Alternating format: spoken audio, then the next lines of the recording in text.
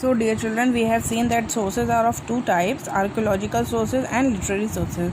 In archaeological sources there are artifacts, monuments, coins and inscriptions. So we are going to learn about archaeological sources. I have explained you till here in the previous video. So archaeological sources are divided into the following. Archaeological sources are also divided into three parts: inscriptions and edicts, monuments, and then coins, artifacts and other objects. So first point is inscriptions and edicts. So in this topic we will see what are inscriptions and what are edicts. First of all, see the underlined portion. In the inscriptions are writings engraved on rocks, pillars, cave walls, walls of forts, palaces and temples, and on clay and copper tablets. So first of all, see what are inscriptions. Inscriptions are the writings which are engraved, जो खुदी हुई होती है, engraved करी हुई होती है on the rocks, because on rocks we cannot write, or if we are writing on rocks or pillars or anything, then it will not be there after some time. But if it is engraved, अगर उसे खोद के बनाया जाए, if it is engraved on rocks, then it will be forever. So inscriptions are writings engraved on rocks.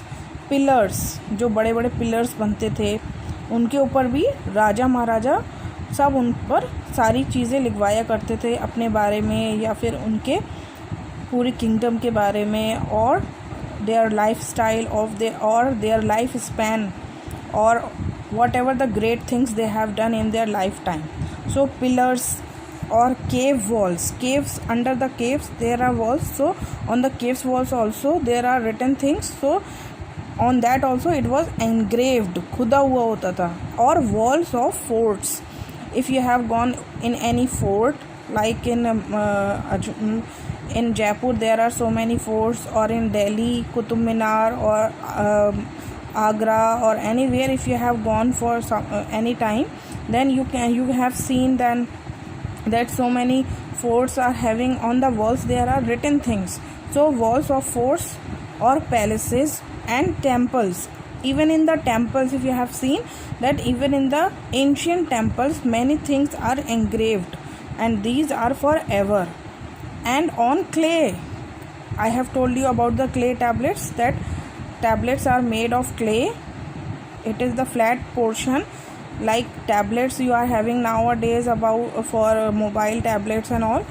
That type of clay tablets were also made that time, and on that the people were writing something and then it is dried up. Or on the copper tablets, the same way, copper tablets with the help of copper metal it was made, and the things were engraved. Okay, so inscriptions are writings engraved on rocks or pillars or cave walls or walls of forts or palaces and temples, and on clay and copper tablets. So these are called inscriptions. Inscriptions, what inscriptions will tell us? Inscriptions tell us names of kings, the period of their reign, period of their full reign, how much time they have ruled, the extent of their empires, and from where to where their empires were there, and important events that took place during their reign. And important things, I have told you just now, that important things, whatever the things they have done in their lifetime.